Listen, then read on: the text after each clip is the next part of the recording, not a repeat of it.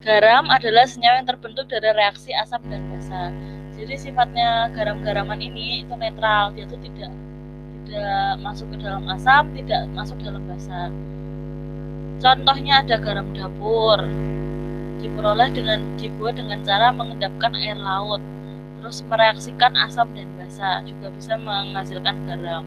Seperti HCl. HCl itu apa? Asam klorida ditambah NaOH, natrium hidroksida, akan menghasilkan NaCl, natrium klorida, yaitu garam, dan air, H2O-nya air. Gitu. Ini contoh garam mengandung yodium ya. Ini beberapa garam yang dikenal. Natrium klorida NaCl itu untuk garam dapur, fungsinya untuk penambah cita rasa, jadi kita lebih nafsu makan gitu, lebih niat makannya gitu karena rasanya enak. Terus natrium bikarbonat itu juga untuk garam dapur ya. Natrium bikarbonat untuk baking soda, contohnya untuk manfaatnya pengembang kue. Lalu ada kalsium karbonat CaCO3, itu kalsit untuk cat tembok dan bahan karet. Terus ada kalium nitrat, itu untuk potas, pupuk bahan peledak. Kalium karbonat itu untuk sabun dan kaca, dan kalium fosfat dan amonioksim klorida itu untuk deterjen atau pengisi baterai kering.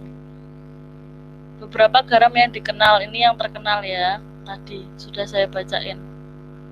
Reaksi netralisasi berguna bagi manusia, antara lain untuk dari produksi asam lambung yang berlebihan dapat dinetralkan dengan basa. Jadi di dalam tubuh manusia itu kebanyakan ada asamnya, banyak banget ada asam. Jadi kalau yang punya asam lambung bisa dinetralkan dengan obat antasid, atau untuk meredakan itu sakit lambung pakai obat mah gitu. Nah itu obat mahnya itu mengandung basa. Jadi ketika kita minum di lambung yang tadinya asamnya tinggi bisa jadi netral. Terus tanah yang sudah terlalu asam, misal kena hujan asam, dapat dinetralkan oleh senyawa basa CaOH2 atau air kapur. Nah ini identifikasi sifat larutan dapat ditujukan dengan indikator asam basa. Zat-zat warna yang menghasilkan warna berbeda dalam larutan asam dan basa antara lain kertas lakmus atau larutan indikator atau larutan alami.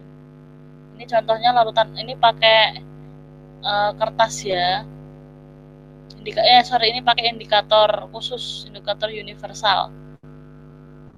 Nah, ini indikator asam basa. Kalau yang alami bisa pakai kunyit, bisa pakai kol warna ungu, bisa pakai anggur, bisa pakai bunga warna ungu, bunga sepatu juga bisa. Ini indikator yang universal juga.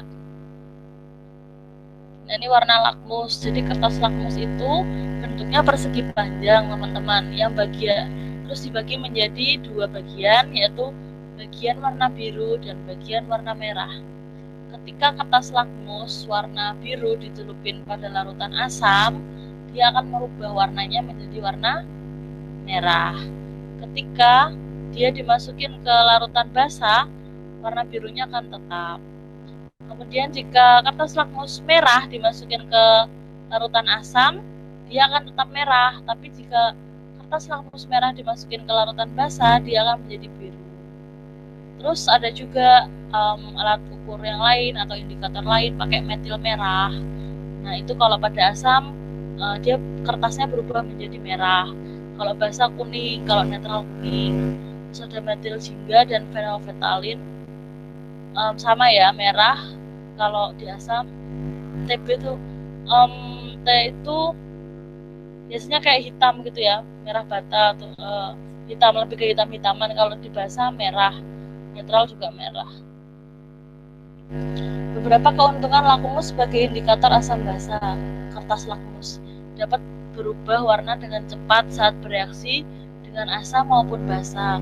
Yang kedua, sukar bereaksi dengan oksigen dalam udara sehingga dapat tahan lama. Yang ketiga, mudah diserap oleh kertas. Ini indikator alam, ada bunga sepatu, kunyit, kulit manggis, dan kubis ungu. Jadi dites aja. Oke, begini.